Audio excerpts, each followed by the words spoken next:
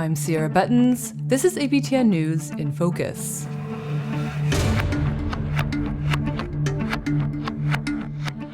As summer winds down and the days get shorter, the APTN newsroom is ramping up.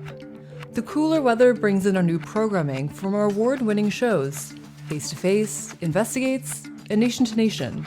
You can expect heartwarming interviews with Indigenous peoples making an impact across Turtle Island, investigations that speak truth to power, and conversations with political insiders that you won't find anywhere else. On this episode, we'll get a sneak peek of what's coming our way this season.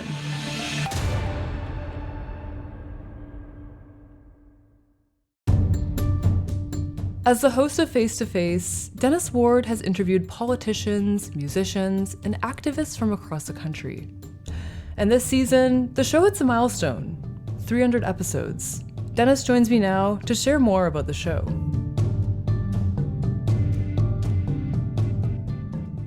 Thanks so much for joining us, Dennis. Good to have you on the show. Awesome. Happy to be back and happy to be chatting with you, Sierra. It's been a while. So Dennis, the 300th episode of Face to Face is coming up. Is there anything special planned for it?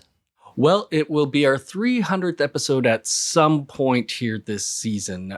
We're heading into season 12 of the show, and I think in the new year, early in the new year, we'll hit the 300th episode, which certainly feels like a milestone, especially since I think MMF President David Chartrand is the only person who's ever been on the show twice. So that's a lot of guests that we've had a chance to speak with, and yeah, I don't know if there's anything special planned just yet. I would like to.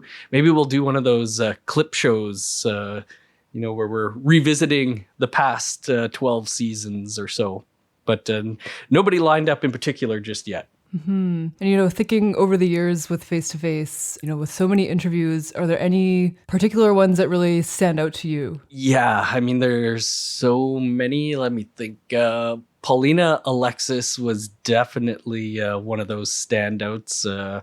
Reservation Dogs was I think in between just finished season 2 or maybe going into season 2 at the height of its run. And that was a big get, and she was just amazing.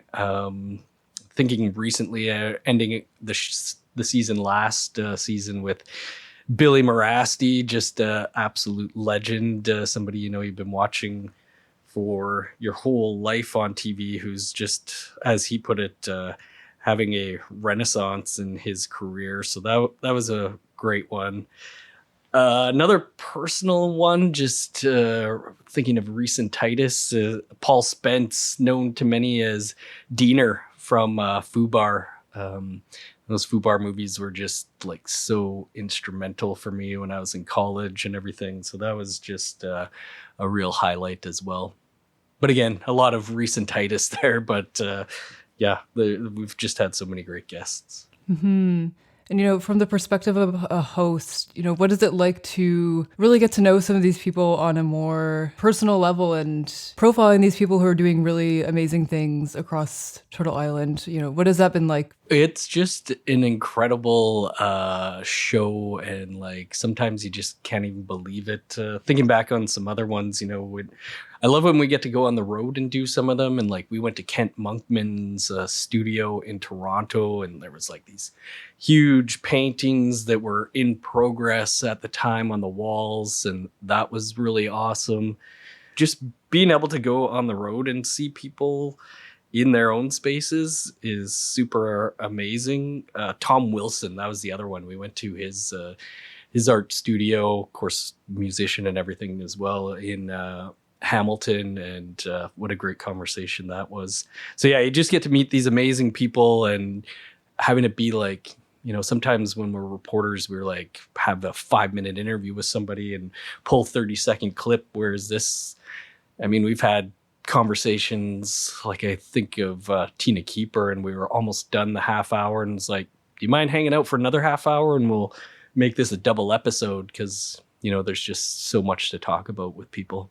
Mm-hmm.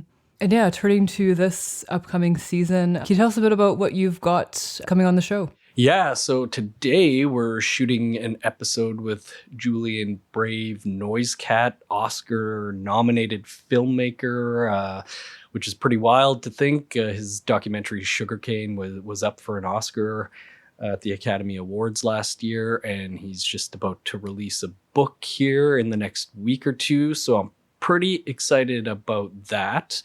Who else have we shot at? Lena Minifee, a journalist and filmmaker and producer. We spoke with her already earlier this week, actually, about her documentary, The Good Canadian, which is debuting on APTN on September 30th. Just a phenomenal documentary. I had a chance to already see that, and it's so good. And then we're coming back a little earlier this year on September 30th. Usually the season starts in October, but we're kicking off a little earlier with the September 30th show with residential school survivor Jennifer Wood as our guest. And I actually wanted to play a clip of that episode just to give our listeners a bit of a preview of what's to come.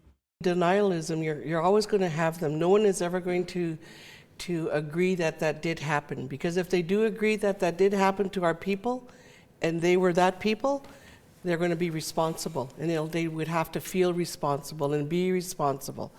So we've always faced that our entire life of being a survivor, of never being believed. That's common amongst survivors, and we are so used to it. Well, now we're not taking that attitude anymore. We're going to challenge them back and say, here's the facts, this did happen to us. But denialism, I mean, you look over the course of history, it's always been there. So this individual, sadly, that feels that she has to come to the national center and protest and advocate that, what is happening out in Canada or across Canada or Kamloops never happened. That is just so ludicrous. And we just look at ourselves and go, well, we're used to this. I mean, here they come again. So I feel sad that she's taking that stance and using that kind of energy to deny such a fact of life that actually is the truth. Why doesn't she turn that energy around of what she's doing and come and learn and sit with us and talk to survivors and go to First Nations and learn how to say hello in our language and talk to some survivors that endured abuses? Why doesn't she put her energy into that? She'd be a much better person for it. So what we just heard was a very powerful clip with your guest, Jennifer Wood, who's a residential school survivor. Can you tell me a bit more about what that conversation was like? Yeah, I mean, that's from near the end of the interview where we're talking about denialism and, something that she's dealt with all of her life and that residential school survivors have dealt with all their lives. But I guess, it feels like there's been a real rise in that. Probably because of social media in the last decade or so. But yeah, there's a well-known critic, somebody who likes to call out things regarding residential schools that's speaking today at the National Center, outside of the National Center for Truth and Reconciliation. And as you hear Jennifer say there, maybe there are better ways to go about this denialism. Rather, just sit down with survivors, hear their stories, have a chat. But I don't think that's going to be what happens here in Winnipeg today. Mm-hmm. And, I'm wondering, as this new season comes, how do you hope it sort of continues the conversation and, touches on these very important issues in a way that, Daily News just doesn't have the capacity to do? Yeah, I'm really excited about this season. We do about 30 plus episodes a year, and I think we have some exciting guests lined up and guests that we're working on booking. We often only hear 30-second sound bites, edited sound bites from many people, and this gives you the opportunity to really delve into the work that people are doing. And last year we had a couple of musical performances, hoping we might have a couple of those again. Those are always great, and just excited about a fresh new season ahead. Awesome. Well, I'm excited to tune in. Thanks for joining us, Dennis. Yeah, thanks so much, Sierra. It's great to talk with you again. You can catch the first episode of Face to Face with Dennis and Jennifer Wood on September 30th on APTN.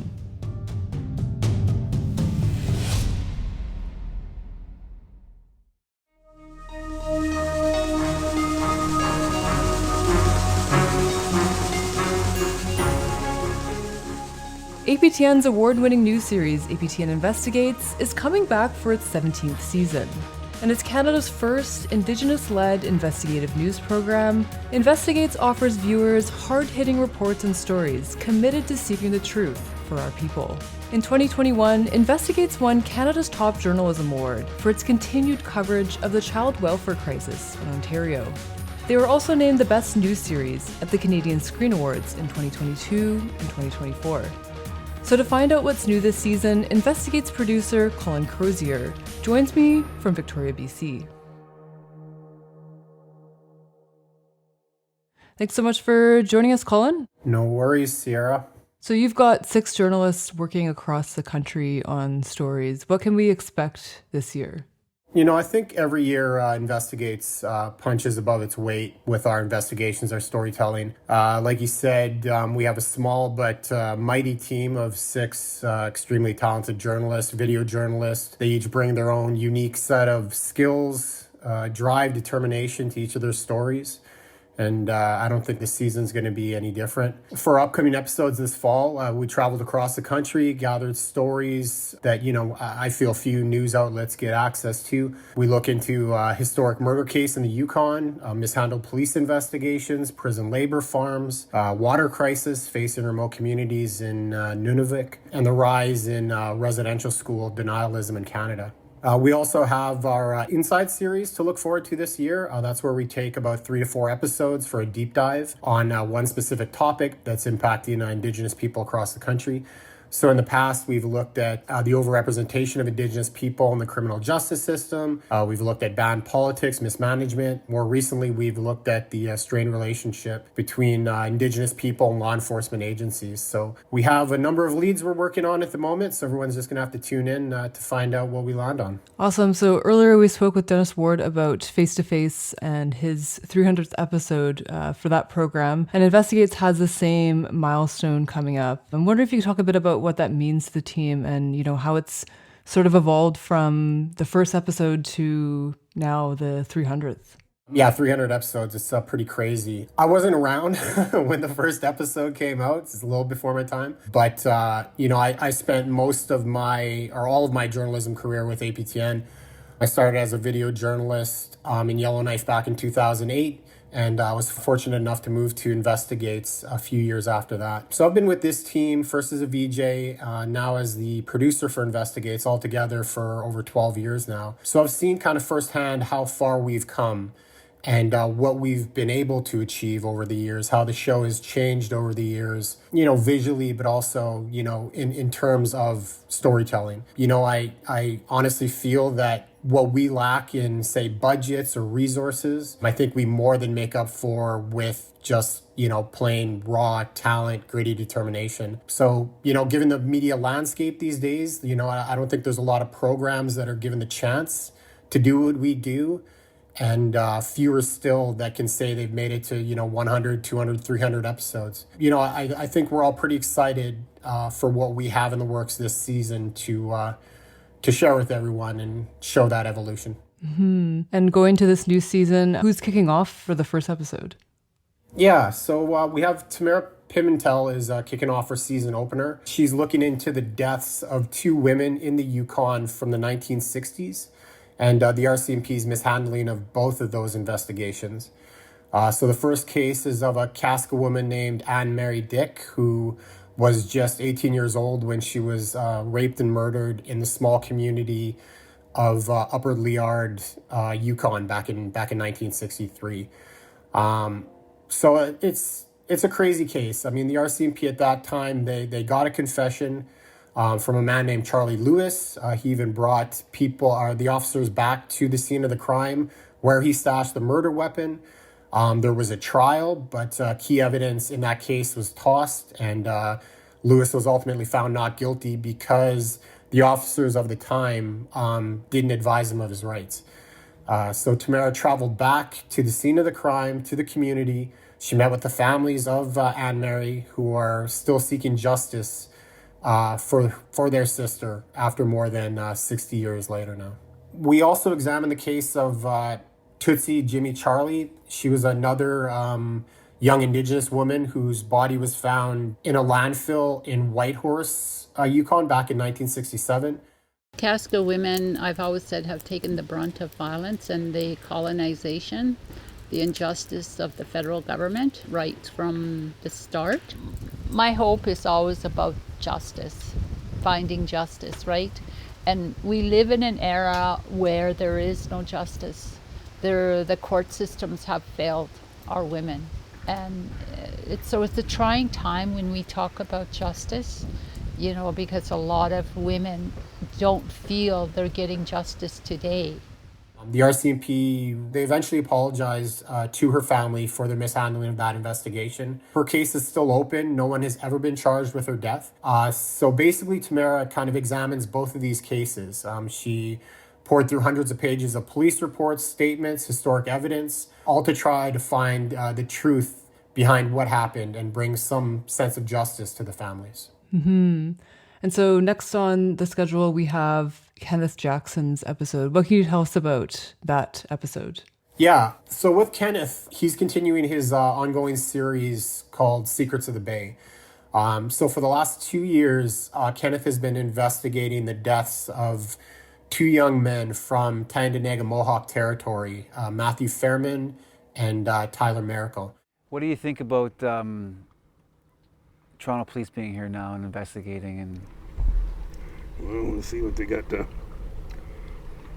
bring to it. Can't do nothing but help, I guess, right? Someone else having another look at it. Yeah, it's still never ever heals over it. You know what I mean? It just forever open, eh? yeah, it's never be the same. Nothing the same anymore. So these 2 boys went fishing on the Bay of Quinte back in 2015, and basically they never came home. Their deaths were originally ruled as accidental, victims of their own misadventure is what they said, but their families really never stopped searching for answers. So Kenneth has spent the last 2 years unraveling police theories into the case. He proved that the boat that Tyler and Maddie were on that night couldn't have gone down the way that police said it did. His work directly led to the Chief Coroner of Ontario reopening the case and last year changing the manner of death from accidental to undetermined. So now with Secrets of the Bay Chapter 5, Kenneth is traveling to the States to speak with someone who the family believes knew something or knows something about what really happened that night. And he also meets up with the Toronto Police Homicide Unit, who have now taken over the investigation into the deaths of Maddie and Tyler. So there's still a lot of important developments with that story. So then moving on to the third episode, we have Brittany Guillot's investigation, and that's called Fields of Confinement. What can you tell us about that episode? Yeah, so with Fields of Confinement, Brittany is taking an inside look at prison labor and prison farms in Canada. So are Canadians consuming goods produced in prison? Yes. So for the first time in known Canadian history, milk produced at a prison is being pooled with the commercial streams sold to the public. So anybody who's drinking milk in this part of Canada, the P5 provinces, it's all the same pool of milk, is drinking milk now from a prison. Brittany basically got one-of-a-kind access behind the walls of Ontario's Joyceville institution. Joyceville operates one of only 2, I believe, prison farms in the country. She met with current and former inmates, policymakers, advocates, basically all sides of the story. There's been a lot of talk recently about moral implications behind prison labor, labor laws, employment standards, human rights concerns. So we wanted to basically give our audience a breakdown on, what some of those ongoing issues are. Yeah, and before I let you go, Cullen, I want to ask you, in a time of so much political and social turmoil, what value does a program like Investigates hold where, we're able to go deeper into these issues? Yeah, well, I think you said it right there, Sierra. It's like I said earlier, in the media landscape that we are in today with, big media programs, companies that, have been staples in this country for years, getting shut down, getting canceled, this and that. I still think it's important. It's also, a deep privilege to me to be able to do this kind of work. I honestly believe that, Investigates is unique in that landscape. We get stories that other people don't necessarily get access to because of who we are, the work that we do. Just proud to continue that work going forward. All right. Well, thanks so much for coming on the show and giving us a sneak peek of what's to come, Cullen. You bet. Thank you, Sarah.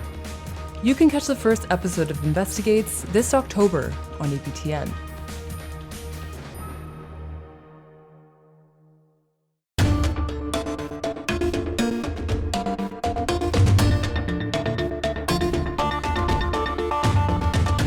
Karyn Pugliese is no stranger to TV. She's hosted a number of current affairs shows in her 20-year career. And this season, she's taking over the reins of APTN's political show, Nation to Nation. Given what's happening in Ottawa with federal politics, there's no shortage of issues to choose from. Karyn's based in Ottawa, and that's where she joins me. Thanks for joining us, Karyn. Yeah, thanks for having me, Sarah. Good to be here.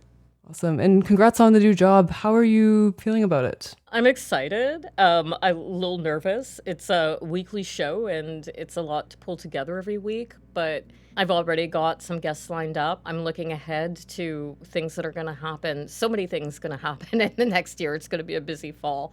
So I'm excited for those stories. Mm-hmm. And so Nation to Nation has long explored the political relationship between Indigenous peoples and Canada. What do you see as your role in advancing or deepening that conversation?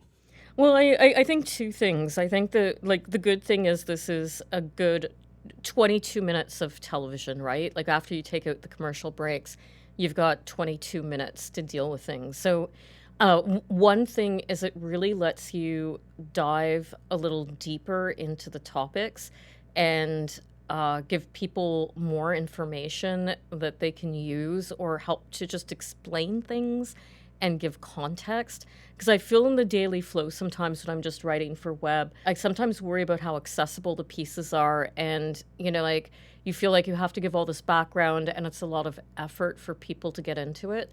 So I'm kind of hoping that on the TV medium, one of the pleasant things about it is it can be more conversational and I think a little bit more accessible. I think also just, the relationship between First Nations and Canada and Inuit in Canada and Métis in Canada is constantly evolving. And they don't always play out the same way. There can be a very good relationship between Inuit and Canada, while there's a very terrible relationship between First Nations and Canada. So I really want to try to make sure that I'm covering, all of Indigenous people and not only focused on First Nations or one or the other. Mm-hmm. In the past, you've said that journalists are stand-ins for citizens, asking questions that people in community would ask if they had access. And I'm wondering, how does that principle shape the way that you're approaching interviews and stories on Nation to Nation? Yeah, it affects everything that I do in journalism because whenever I've been in a position where I'm covering a hill and I've done this, this is probably my third or fourth time working in Ottawa covering politics and my second time doing it specifically for Indigenous people. So I always think of like the auntie who's out in the community who is dealing with mold in their house or who can't turn on a tap and get clean water or who has to march her kids out in the middle of the winter to go use an outhouse or, has a slop bucket. People who might have had children being served by Jordan's principal, and their kids just got cut off. They have questions, serious questions, to go in and ask the government, and they just don't have the chance to do it. Like, they are not going to be able to hop on a plane, go down to Ottawa, run up on the Hill, stop the minister and say, what's going on? Why did you do this?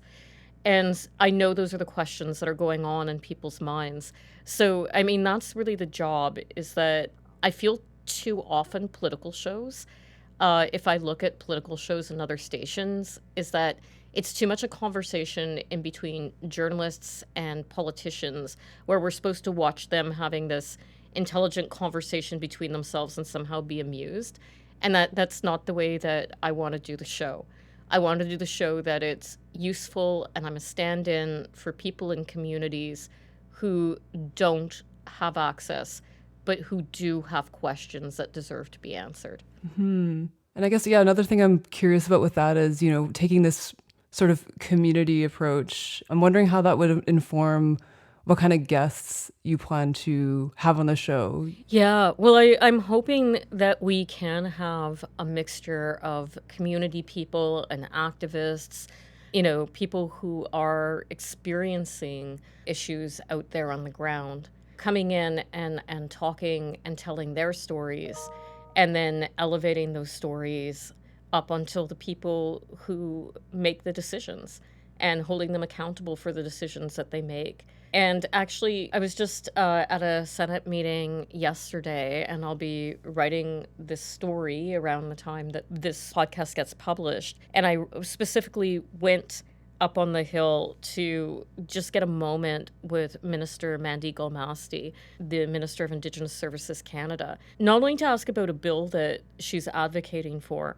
but I wanted to ask her about all the communities that got cut off of Jordan's principal. There's a number of communities who had group services going out to kids. And when, on February 10th, the department decided to change the format of applications, a lot of these group services got cut off because it was really impossible for the communities to be able to even fill out the forms. Like, the forms now require, if you've got a group service that's hitting, 750 kids, every single one of those kids has to have a note from a doctor or a professional saying why they need the service that the community is asking for. And that wasn't the case before, it's the case now. And some communities don't have a doctor or social worker or anybody in the community who can fill out those forms for the kids. And so they've lost the services.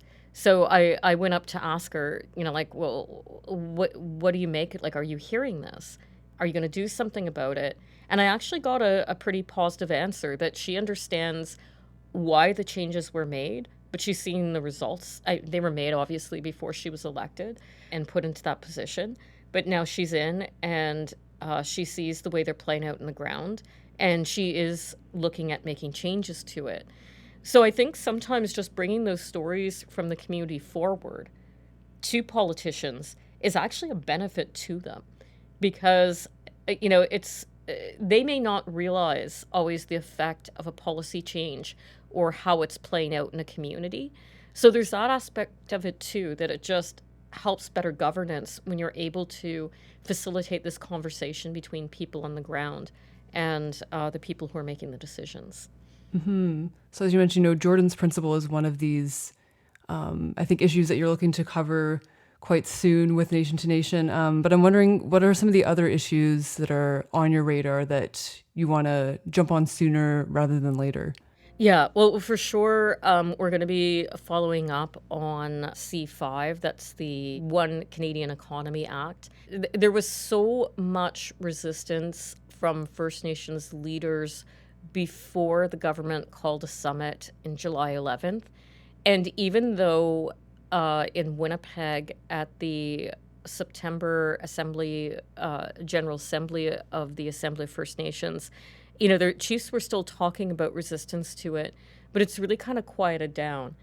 And there seems to be this resignation that things are going to happen and First Nations aren't going to have a lot of power about it. I spoke to Puktutit, also on follow-up, the Inuit Women's Organization, and they went in and talked to government about, sure, we can do development, but here's a long list of things that you need to fix in terms of infrastructure if development's going to happen.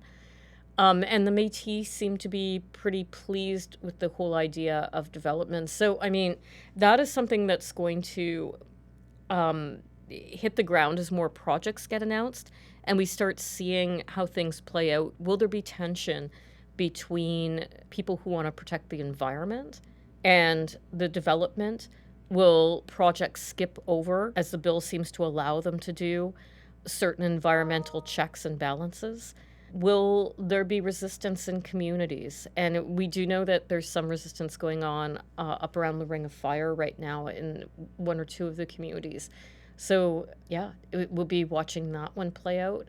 I think some other things, the budget's going to be coming down this year, and this is a really interesting one because it's Carney's first budget, and he said it's going to be focused on investment, but it's also going to be focused on austerity. So expect cuts. And at the summit, the First Nations Leaders Summit that they had in July, one of the chiefs asked him, how can you be cutting services to our communities? You've said you're going to make cuts in the budget. We feel like services are going to be cut to our communities, and yet you want us to participate in economic development for the rest of Canada. And Carney said to them, and thankfully we know this because somebody leaked a tape from inside that meeting, Carney said to them, no, we're going to do more services, not less, even though he's cutting the budget. So it's going to be very interesting to see if the Carney government can keep all these promises that they're making, because they seem to be, like very intuitively opposite, that you're going to cut things but offer more services, that you're going to pass legislation about big development in Canada that doesn't, contain within it a consultation process, and yet you're not going to do anything unless First Nations leadership are 100% on board. It just seems like there's a lot that's going on, like a lot of promises, and we really have to see how those play out. And it's going to be an interesting year to see how these seemingly opposite things are met, and if they are. Mm-hmm. Can you give us a bit of a preview of the first episode of this season? What's going to be discussed? Yeah, that's going to be good fun. Years ago, I got to say, back in 2000, when I first started working on Parliament Hill for APTN, there were exactly 2 Indigenous journalists up there, and we both worked for APTN. So, I mean, we were the only ones. Now there's about 5 or 6, and we'll often complain that there's only 5 or 6 of us, but, there's 5 or 6 of us.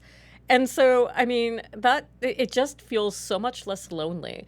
And we're going to take a look back at what's happened during the summer, and also take a look back at what's ahead. And we're going to gossip a little bit about what it's like to work on the Hill, how accessible this government is, how accessible the Conservatives and the NDP are, and just kind of give a review of what's happened over the summer, but a look ahead as well with some, I would say, some spicy gossip about access.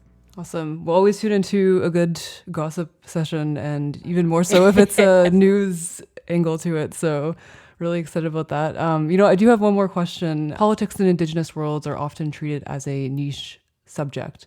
What do you want viewers and politicians in Ottawa to understand differently after watching your coverage on Nation to Nation? Yeah, one of the things that I thought about when I was in university, I took Canadian history, and there was barely any mention of Indigenous people in it. And then I went to take a First Nations history course, and it was very much a First Nations history course, and I thought it's so interesting that you have to leave the mainstream to go and take this other history course to know that First Nations even exist in Canada, because we're not in the mainstream history books. And, this is a problem, and it's a problem with our media too, that you have to leave the mainstream media to really understand what's happening in Indigenous communities and Indigenous politics, because you cannot understand Canada without understanding its First Peoples and the treaty rights, the historic roles that Indigenous people have played in this country, and the legal obligations that Canada has. And so whatever topic is being covered out in mainstream news, if it doesn't include Indigenous people in it, you've only got like a half or less of the story. You're actually missing, a lot of the reasons and a lot of the context that things happen. I think we're starting to get a better understanding of this because I think for years, as particularly on development, like the Globe and Mail or other big media would just go out and cover this development is going to happen. And then all of a sudden, these Indigenous people would pop up and have something to say about it. It was kind of the way that it was portrayed. But if you'd actually understood if Canadians had actually understood the historic role and the legal aspects of what was going on, they would have had a much richer understanding of their own place in this country.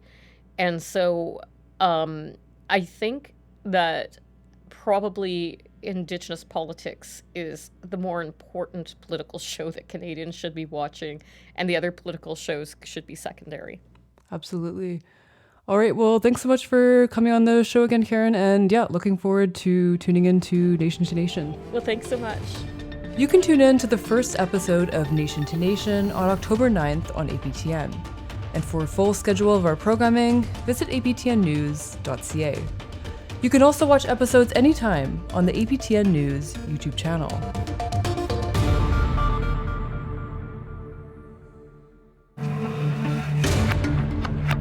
Today's episode was produced by Mark Blackburn and edited by Jesse Andrushko. Charmaine Straker is the executive producer of APTN News InFocus. If you're liking the show, please leave a review. If you have any comments or ideas, email them to infocus@aptn.ca. For more APTN podcasts, visit aptnnews.ca or find us on your favorite player. I'm Sierra Bettens. Thanks for listening. Talk to you next week.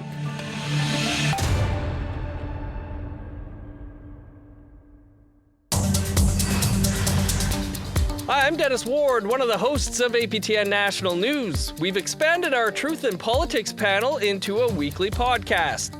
Each episode, panelists Jennifer Leywitz and Negon Sinclair join us to examine key issues affecting Indigenous peoples across Canada. Listen and subscribe on your favorite podcast player.